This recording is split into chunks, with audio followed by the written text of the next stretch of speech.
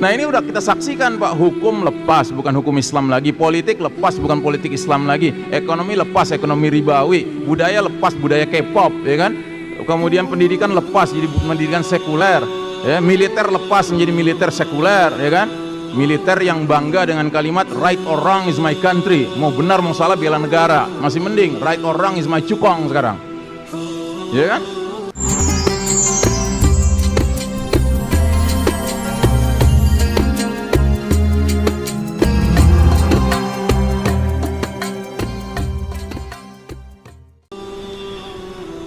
Bismillahirrahmanirrahim.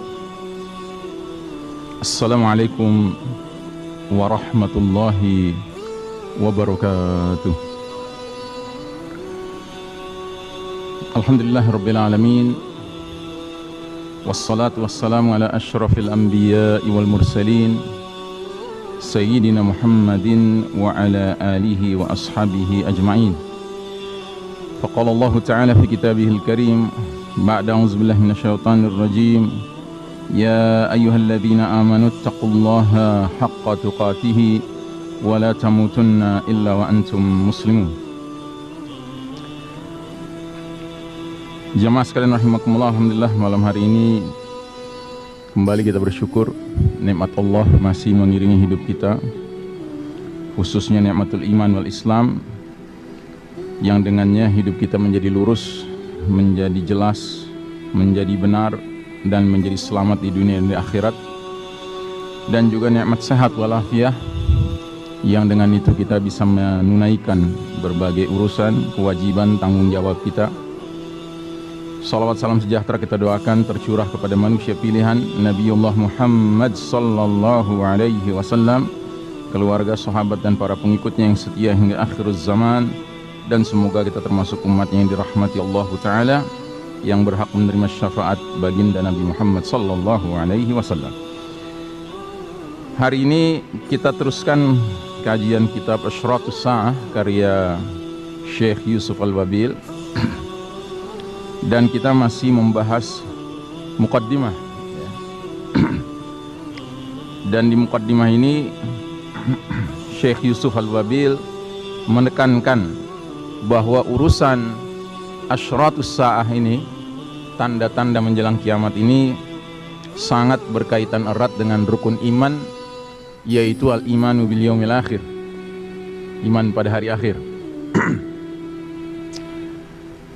Jadi agak dalam beliau membahas ini di mukaddimahnya, sampai beliau mengutip ucapan Khalifah Umar bin Khattab radhiyallahu an sebagai salah satu contoh sosok sahabat yang sangat meyakini akan datangnya hari akhir. Dalam atharnya Sayyidina Umar radhiyallahu an berkata, "Lau 'atharat baghlatun fil Iraq la dhanantu anna Allah sayas'aluni 'anha lima lam tusawwi laha at-tariq ya Umar." Seandainya ada seekor bagal, keledai terjatuh di Irak, sungguh aku yakin bahwa Allah akan bertanya kepadaku di hari kiamat tentangnya. Kenapa engkau tidak membuatkan jalan untuknya wahai Umar? Masya Allah, ya. Jadi kalimat ini merupakan kalimat yang merefleksikan adanya iman kepada hari akhir dari seorang khalifah sahabat mulia Umar bin Khattab radhiyallahu anhu. Dan kalau kita lihat peta, Pak, Irak itu jauh sekali dari Madinah, ibu kota, jauh sekali, ya. Ibaratnya pada masa kekhalifahan Umar bin Khattab itu, Irak adalah salah satu sagrah, ya, ujung-ujung dari Daulah Islamiyah waktu itu, khilafah Islam waktu itu. Jadi begitu pedulinya beliau dengan hari akhir sehingga itu menjadi salah satu kerisauannya, ya. Dan dia sadar dia adalah pemimpin tertinggi, sehingga kalau ada seekor keledai sekalipun, bukan manusia, ya, terjatuh dikarenakan dia lalai sebagai pemimpin menyediakan jalan yang baik bagi keledai itu, maka yang ditanya dirinya. Masya Allah ya. Nah, perasaan seperti inilah buah dari keimanan kepada Allah dan hari akhir. Perasaan beratnya beban dan besarnya amanah yang dipikul manusia, di mana langit, bumi dan gunung merasa iba untuk menerimanya, karena dia tahu bahwa segala hal baik kecil maupun besar akan dimintai pertanggungjawaban, akan diperhitungkan dan dibalas. Jika baik maka baik balasannya, jika jelek maka jelek pula balasannya, seperti yang sudah sering kita dengar di dalam surat Ali Imran 30 misalnya, yauma tajidu kullu nafsin ma 'amilat min khairin muhdara wa ma 'amilat min su'in tawaddu law anna bainaha wa bainahu amadan ba'ida. Pada hari ketika tiap-tiap diri mendapati segala kebajikan dihadapkan di mukanya, begitu juga kejahatan yang telah dikerjakannya, dia ingin sekiranya antara dia dengan hari itu ada masa yang jauh, ya, Masya Allah Ta'ala ya, karena hari itu adalah hari pertanggungjawaban ya. Makanya orang beriman yang benar keimanannya pada hari akhir tidak pernah menganggap perbuatannya sekecil apapun sebagai perbuatan yang nggak ada nilainya. Dia selalu berupaya untuk memberi nilai terhadap perbuatan-perbuatannya, pilihan-pilihan amalnya ya, karena dia tahu dia harus berdiri di depan Allah Ta'ala. Adapun orang yang tidak beriman kepada Allah dan hari akhir serta apa yang ada di dalamnya, baik perhitungan maupun pembalasan, maka dia akan selalu berusaha dengan keras mewujudkan segala keinginannya dalam kehidupan dunia, terengah-engah di belakang perhiasannya, rakus mengumpulkannya, dan sangat pelit jika ada orang lain ingin mendapatkan kebaikan melalui dia ya. Kenapa? Ya karena dia nggak punya bayangan perlu mempertanggungjawabkan apa yang dia kerjakan ya. Makanya Ribi' bin Amir radhiyallahu an, seorang sahabat yang ditugaskan oleh Sa'ad bin Abi Waqqas radhiyallahu an untuk pergi menemui panglima angkatan bersenjata Persia sebagai delegasi umat Islam. Ketika ditanya oleh Rustum, panglima Persia itu, pesan apa yang kau bawa wahai Arab? Maka dia mengatakan, ibta'athanallahu linukhrijan nas min ibadatil ibad li ibadati rabbil ibad. Kami umat Islam diutus ke muka bumi ini untuk mengeluarkan manusia dari penghambaan sesama hamba untuk hanya menghamba kepada Rabbnya hamba. Terus yang kedua kata dia, wa ibta'athanallahu linukhrijan nas min dhayqid dunya ila si'atid dunya wal akhirah. Kami ini suatu kaum yang diutus Allah ke dunia ini untuk memindahkan manusia dari sempitnya dunia menuju lapangnya dunia dan akhirat. Masya Allah ya. Nah itu hanya bisa ada pada diri seseorang yang mengimani akan adanya hari akhir. Tapi orang-orang yang tidak mengimani hari akhir, ya dia dalam ruang lingkup yang sempit sebenarnya di dunia ini. Terus dia merasa semua keberhasilan kegagalannya ada di sini. Makanya dia nggak mau gagal sama sekali. Dia maunya berhasil saja. At all cost kata orang Barat. Apapun bayarannya demi meraih apa yang jadi ambisinya di dunia ini, apapun dia kerjakan. Ya. Dia mengukur setiap perkara dengan kemaslahatannya semata, tidak peduli orang lain dan tidak pernah melirik sesamanya kecuali dalam batasan-batasan yang dapat mewujudkan manfaat bagi dirinya pada kehidupan pendek terbatas ini. Jadi kalaupun dia punya kepedulian pada orang lain, Pak, nggak ada kaitannya dengan akhirat. Kepeduliannya pada orang lain kaitannya dengan dunia ini juga. Ya misalnya seorang pejabat yang sudah mau berakhir masa jabatannya, nah dalam rangka supaya dia diperpanjang lagi masa jabatannya, dia kasih bantuan ke sana kemari, dia perbaiki jalan dan lain sebagainya. Tapi tidak ada kaitannya dengan akhirat itu. Itu semua kaitannya untuk dirinya sendiri, bukan juga untuk kemaslahatan masyarakat. Dia bergerak dengan menjadikan bumi dan umur sebagai batasannya semata. Oleh karenanya sistem perhitungan dan pertimbangannya pun berubah-ubah dan akan berakhir dengan hasil yang salah, karena dia menganggap bahwa hari kebangkitan itu tidak mungkin terjadi. Bal yuridul insanu liyafjura amamah yas'alu ayyana yaumul qiyamah. Bahkan manusia hendak membuat maksiat terus-terusan. Dia berkata, bilakah hari kiamat itu, dalam pengertian mengejek, ya, dalam pengertian meragukan, ya, emangnya bakal datang, begitu, ya. Nah, inilah cara pandang jahiliyah, terbatas dan sangat sempit. Cara pandang ini telah menjadikan mereka berani melakukan pembunuhan, merampas harta, merampok. Hal ini disebabkan karena mereka tidak beriman pada hari kebangkitan dan hari pembalasan, sebagaimana yang digambarkan Allah Ta'ala tentang keadaan mereka dalam firman-Nya, wa qalu in hiya illa hayatuna dunya wa ma nahnu bimab'utsin. Al-An'am 29.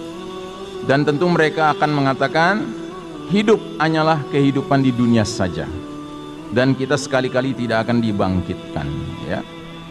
Atau kalau dalam bahasa syair Arab ada yang maknanya, kehidupan hanyalah rahim-rahim yang melahirkan dan bumi yang menelan, ya. Udah selesai, dari rahim melahirkan nanti masuk ke dalam bumi, selesai, ya, nggak ada apa-apa lagi setelah itu.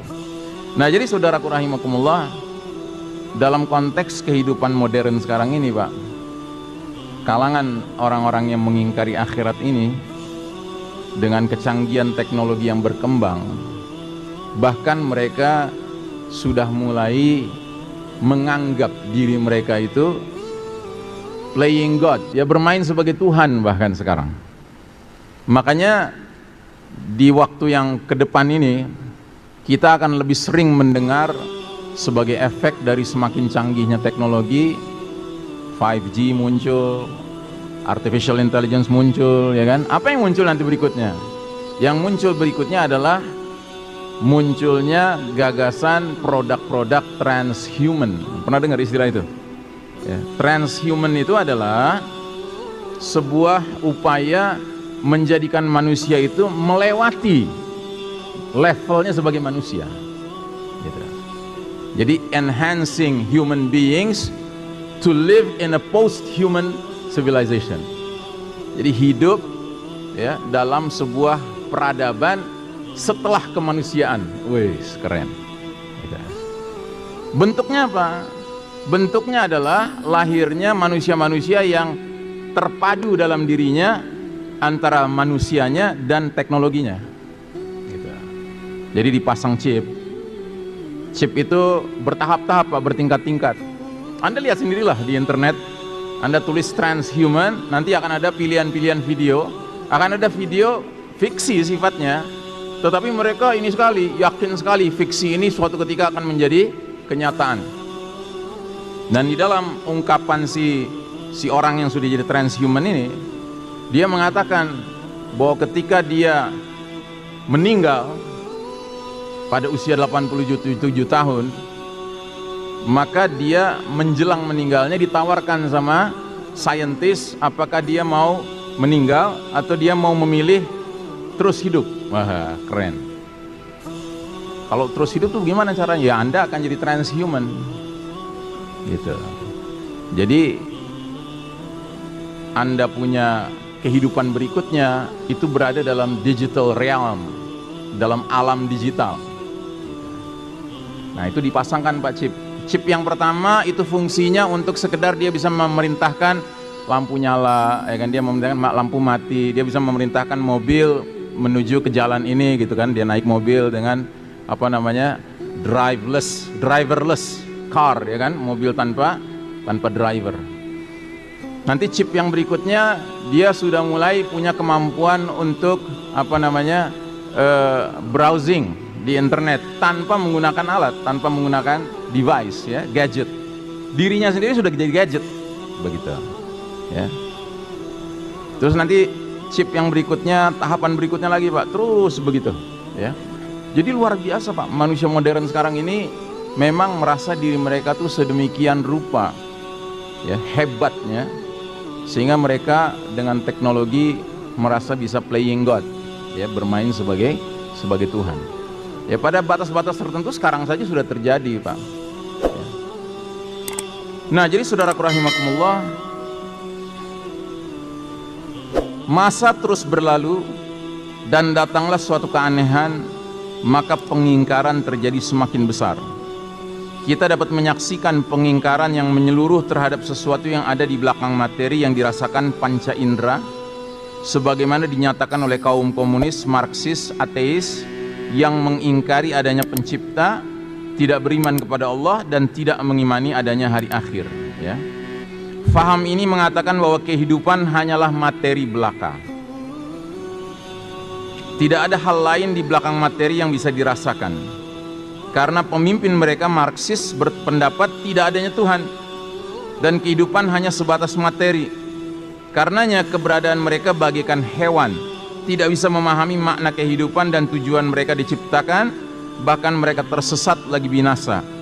Jika mereka bersatu pun, maka sebenarnya mereka berada di bawah bayangan rasa takut dari kekuasaan hukum.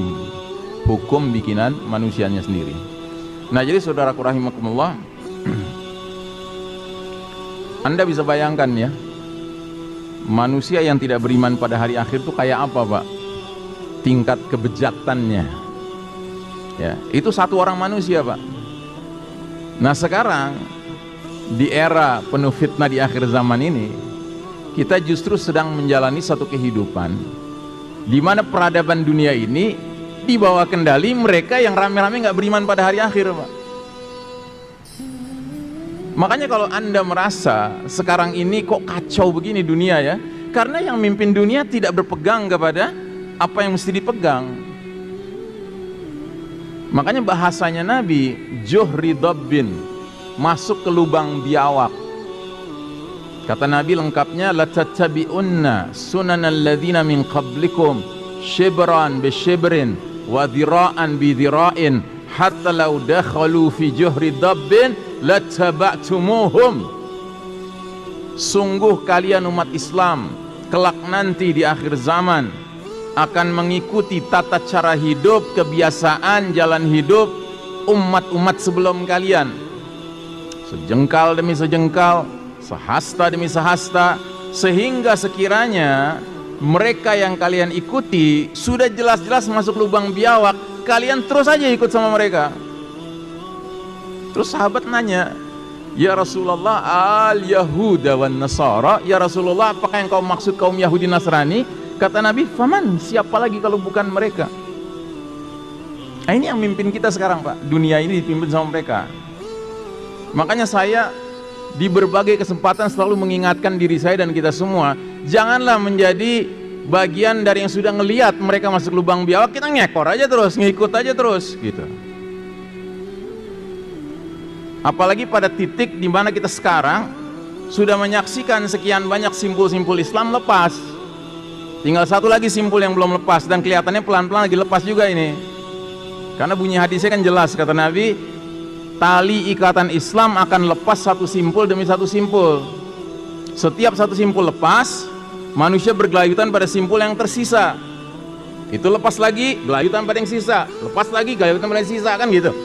Terus kata Nabi, simpul yang paling awal bakal lepas adalah urusan hukum, sedangkan yang paling akhir lepas urusan sholat.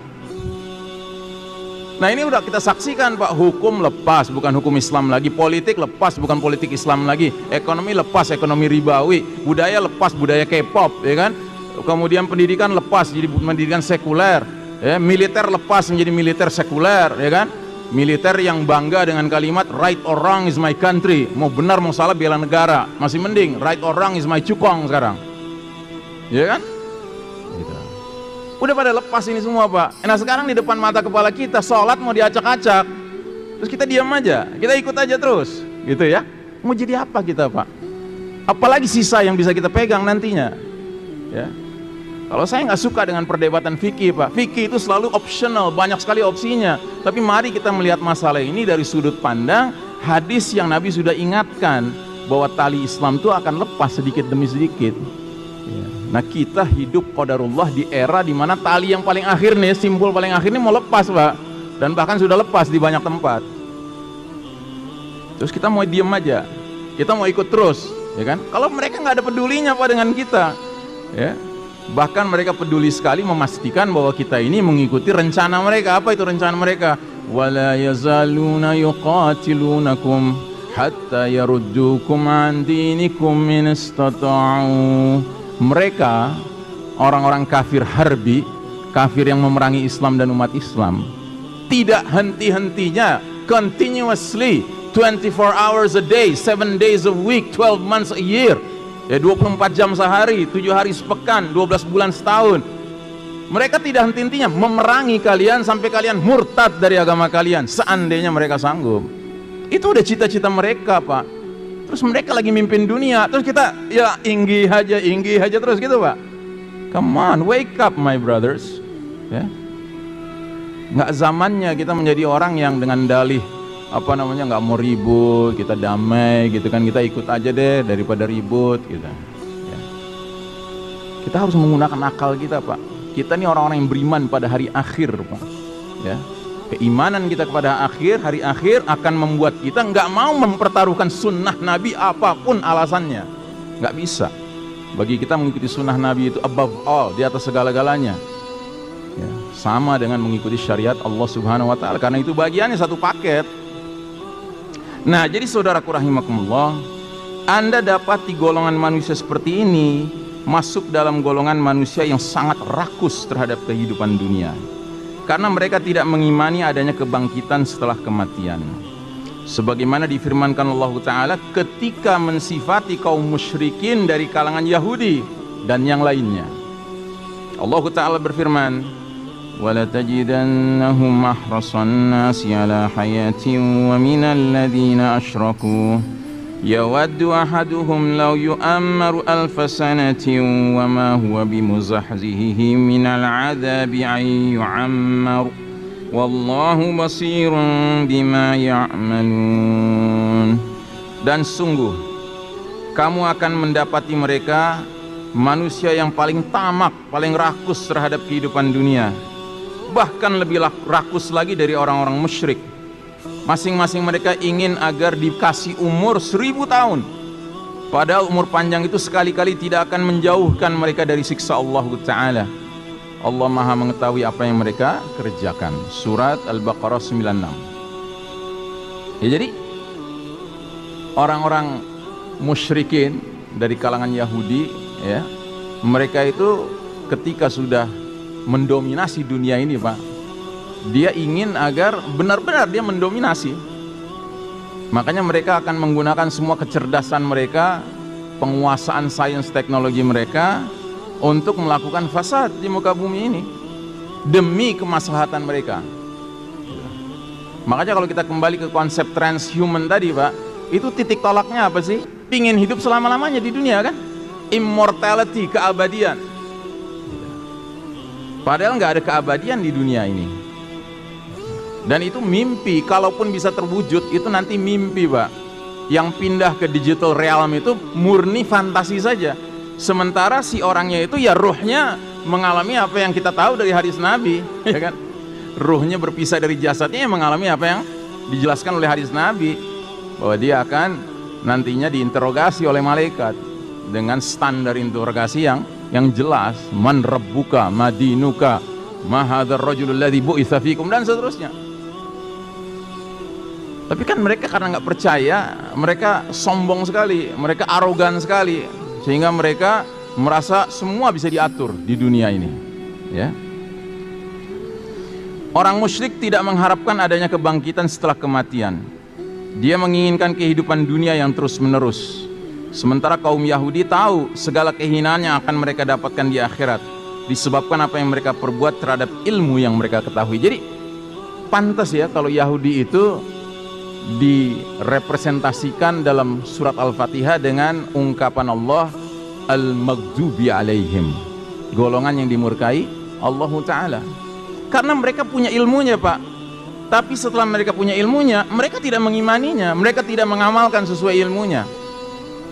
Yahudi tahu ada hari berbangkit, tapi mereka justru menantang Allah.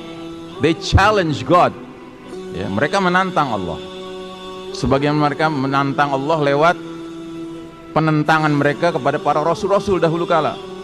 Semua rasul didustakan. Bahkan semua rasul diskenariokan untuk dibunuh, kan begitu. Ya.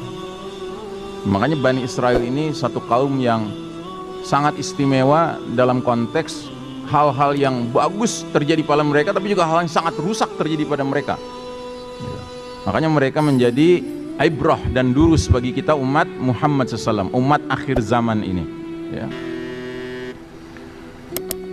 Manusia seperti ini dan yang serupa dengannya adalah manusia paling buruk, sehingga Anda akan dapati sesuatu yang menyebar di kalangan mereka berupa keserakahan, ketamakan, memaksa rakyat dan menjadikannya budak, dan mengambil kekayaan mereka karena kerakusan untuk menikmati kehidupan dunia. Karena itulah nampak dari mereka hilangnya akhlak perilaku yang seperti hewan. Jika mereka memandang kehidupan dunia, bertambahlah rasa lelah dan rasa sakit atas apa yang mereka harapkan dari kenikmatannya yang segera. Sementara tidak ada satupun penghalang yang bisa menahan mereka dari kematian, karena mereka tidak yakin sama sekali akan adanya pertanggungjawaban di akhirat, dan mereka tidak memiliki beban apapun untuk mengakhiri kehidupannya. Ya, saya teringat pernah ada wawancara dengan seorang bintang film terkenal tuh yang sering jadi film Terminator tuh siapa? Schwarzenegger, siapa? Arnold Schwarzenegger, ya. Arnold Schwarzenegger ini bintang film yang sukses, Pak. Kaya raya beliau. Jadi suatu ketika dia diwawancarai, yang wawancarai juga orang kafir, orang barat kafir gitu kan. Dia diwawancarai tentang kematian. Apa pendapat Anda tentang kematian, ya kan? Jawaban dia khas orang kafir, Pak. Dia bilang begini, "When I think of death, it sucks," katanya. Ya, kalau aku memikirkan kematian, bawaannya kesel aja, dia bilang gitu. Ya kenapa? Ya karena bayangkan keberhasilan yang sudah saya capai begini, ujung-ujungnya saya masuk ke dalam tanah, kata dia gitu. Ya kan? Ini kan nggak adil, kata dia gitu. Ya. Jadi dia nggak bisa membayangkan adanya kelanjutan dari hidup ini. Dia cuma taunya bahwa kematian itu akhir dan sudah selesai. Gitu. Makanya dia nggak mau terus dia sampai bilang, ya, saya tidak mau memikirkan kematian.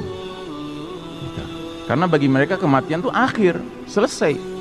Kalau kita kan tidak. Kita menganggap kematian itu sebagai satu bagian dari perjalanan kita, yang selanjutnya ada konsekuensi-konsekuensi, ada akibat-akibat berikutnya. Yang karenanya dari sekarang kita menyesuaikan diri dengan bayangan konsekuensi itu. Faman syaa'a falyu'min wa man syaa'a falyakfur. Ya, katakanlah kebenaran datang dari Rabb kalian. Siapa yang ingin beriman, berimanlah dia. Siapa yang ingin kafir, kafirlah dia. Tapi jangan pilih jalan iman terus sok-sok merasa nggak perlu dengan surga. Ya, nggak ada ceritanya, Pak. Kalau orang beriman penuh keikhlasan, lillahi ta'ala beribadahnya, ya pasti sama Allah dirahmati dan ujungnya masuk surga. Sebagaimana jangan pilih jalan kekafiran sambil berharap masuk surga nantinya di akhirat. Nggak ada ceritanya. Ya, semua sudah jelas pakemnya. Karena itulah Islam sangat memperhatikannya. Terdapat penekanan dalam Al-Quran tentang keimanan terhadap hari akhir dan penetapan adanya kebangkitan, hisab, serta balasan. Allah mengingkari sikap mereka yang menganggap bahwa hari akhir itu mustahil, dan Allah memerintahkan nabinya agar bersumpah bahwa hal ini adalah hak benar. Qul bala wa rabbi latub'atsunna thumma latunabba'unna bima 'amiltum wa dzalika 'ala Allahi yasir. Katakanlah wahai Muhammad, memang demi Rabbku benar-benar kalian akan dibangkitkan, kemudian akan diberitakan kepada kalian apa yang telah kalian kerjakan. Yang demikian itu adalah mudah bagi Allah Ta'ala. Surat At-Taghabun ayat 7. Dan Allah menyebutkan keadaan hari kiamat, pahala yang dijanjikan bagi para hambanya yang bertakwa, siksa yang diancamkan pada orang-orang yang melakukan kemaksiatan. Dia arahkan pandangan orang-orang yang mengingkarinya kepada bukti-bukti kebenarannya agar keraguan hati terhadapnya benar-benar hilang dan menjadikan hati mereka yakin tentang hari kiamat dan kengeriannya yang menggetarkan badan. Hal itu agar perilaku mereka dalam kehidupan menjadi lurus dengan mengikuti agama yang hak yang dibawa Rasul mereka sallallahu alaihi wasallam. Jadi saudaraku rahimakumullah, maka pantas kalau salah satu dari pilihan doa istiftah sholat malam kita, Pak, itu mengandung kalimat begini: Allahumma lakal hamdu anta qayyimus samawati wal ardu wa man fihinna, dan seterusnya, antal haqqu wa wa'dukal haqqu wa liqa'uka haqqun wa qawluka haqqun wal jannatu haqqun wan naru haqqun. Ya Allah, antal haqqu, engkaulah yang maha benar, wa wa'duka haqqun, dan janjimu benar, wa qawluka haqqun, firman-firmanmu itu benar ya Allah, wal jannatu haqqun, dan surga itu benar, wan naru haqqun, dan neraka itu benar. Ya. Ini salah satu pilihan doa pembuka sholat malam kita, Pak. Dan ini termasuk favorit saya, karena dengan kita membaca itu di tengah malam, kita diingatkan lagi bahwa di siang hari kita jangan tertipu dengan segala rayuan-rayuan surga dunia yang palsu. Jangan tertipu dengan segala ancaman-ancaman neraka dunia yang palsu itu, ya. Yang sekarang justru lagi mendominasi, ya, tatanan dunia baru ini, sistem Dajjal ini. Ya, kita ditakut-takuti dengan sesuatu yang nggak pantas kita takuti. Masa kita harus teriak-teriak berperang lawan virus? Yang bener aja, Pak. Perang kita jelas lawan syaitan. Ya, Allah yang mengarahkan kita. Inna syaitana lakum aduun fattakhiduhu aduwa. Innama yad'u hizbahu liyakunu min ashabis sa'ir. Sesungguhnya syaitan bagi kalian musuh, perlakukan dia sebagai musuh. Sesungguhnya syaitan-syaitan itu hanya mengajak partainya, golongannya, kelompoknya, konco-konconya untuk menjadi penghuni neraka yang menyala-nyala. Nggak ada kita disuruh dalam Al-Quran maupun Sunnah untuk memerangi virus, Pak. Nggak ada. Gitu. Kenapa virus mesti jadi musuh kita? Gitu. Virus itu keniscayaan, Pak. Sejak Bani Adam hadir ke muka bumi ini ada aneka virus, itu ada, Pak. Kita harus hidup berdampingan dengan virus, mau apa?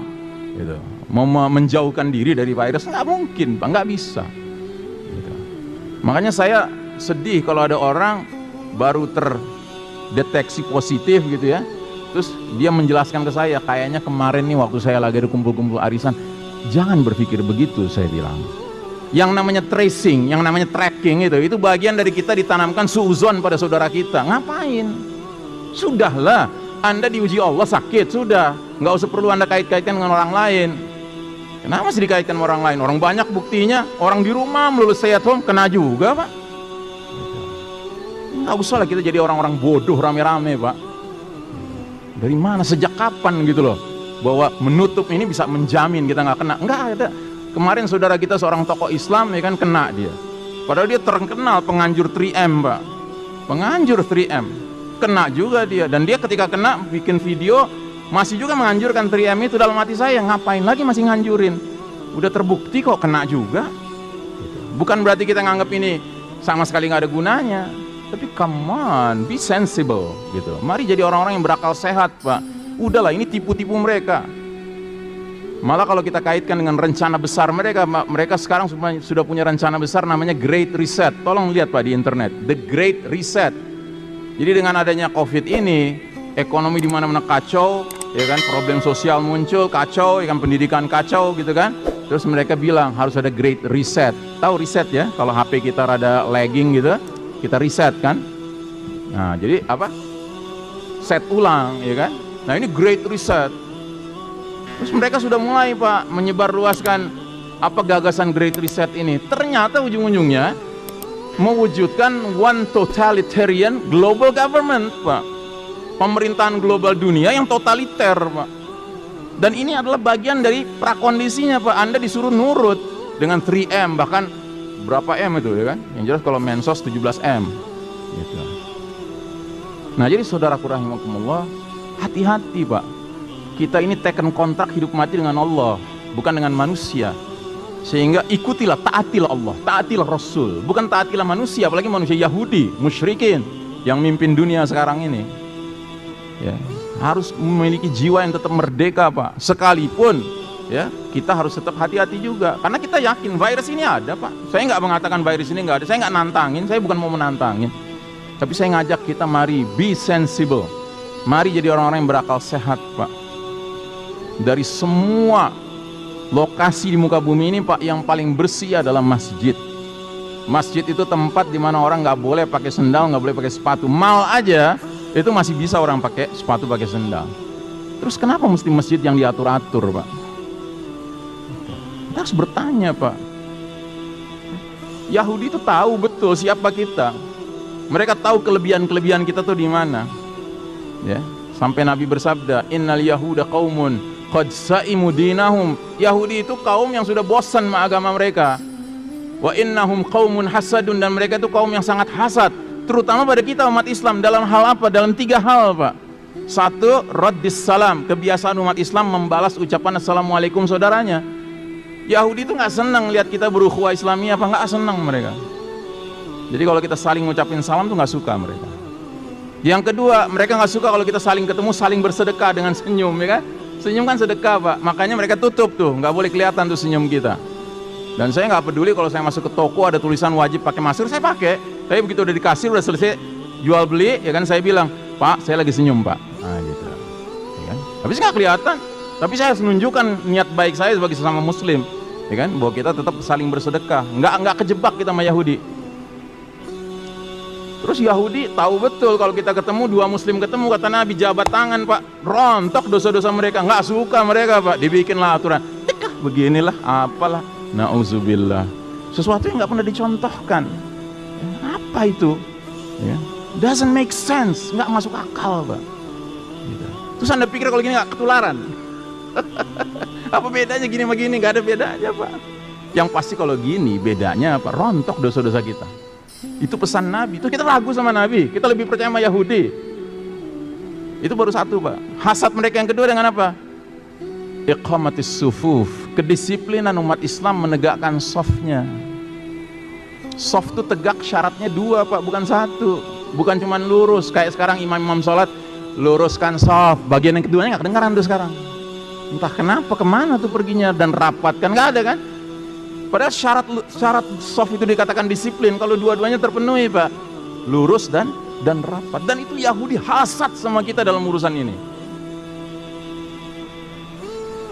Makanya sekarang yang paling tertawa terbahak-bahak ngelihat cara sholatnya umat Islam di Masjid Nabawi dan Masjid Al-Haram siapa? Yahudi, Pak. Senang mereka ngelihat, udah sholatnya nggak kayak dulu.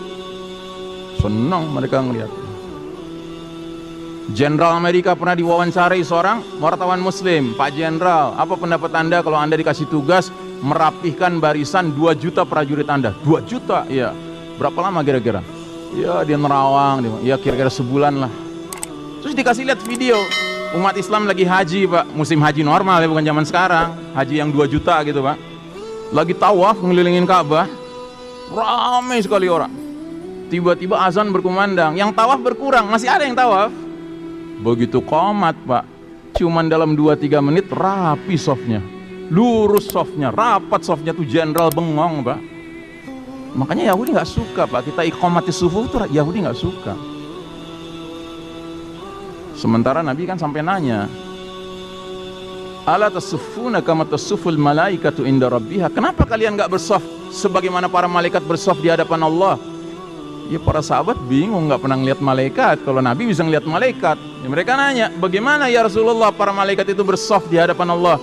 Mereka mendahulukan saf awal dan mereka merapatkan badan satu sama lain. Jadi Nabi tuh bangga kalau umat Islam tuh sholatnya kayak para malaikat, Pak. Dan harusnya kita juga bangga, Pak, dan kita harus tersinggung kalau ada pihak yang berusaha ngacak-ngacak itu, Pak, apapun alasannya. Ya, karena ini tempat paling bersih di muka bumi, Pak.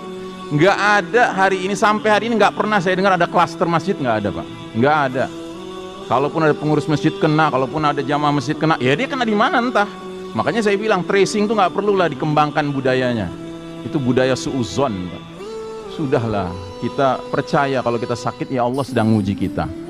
Kalaupun kita wafat ya sudah, Allah menghendaki kita meninggal lewat cara itu. Itu terserah Allah. Terus yang ketiga, hasadnya Yahudi sama kita dalam hal apa? Dalam hal ucapan kaum muslimin di belakang imam sholat mereka, ya, dalam sholat-sholat wajib, yaitu kalimat amin. Ya. Yahudi paling nggak senang, Pak, kalau umat Islam itu aminnya suaranya keras, Pak. Makanya kira-kira 2 bulan berturut-turut kemarin di pertengahan tahun 2020 ketika masjid-masjid digembok, Pak, wow, Yahudi itu pesta gembira, Pak, senang sekali mereka. Tapi ketika akhirnya dibuka juga, mereka tetap bisa bikin aturan. Masjid yang mestinya muat 1000 orang, 300 orang aja. Gitu. Supaya apa? Setidak-tidaknya suara aminnya mengecil lah. Ya. Nah, jadi saudaraku rahimakumullah, kita bukan sedang menjalani era yang fine-fine saja, Pak. Ini era yang berat, Pak.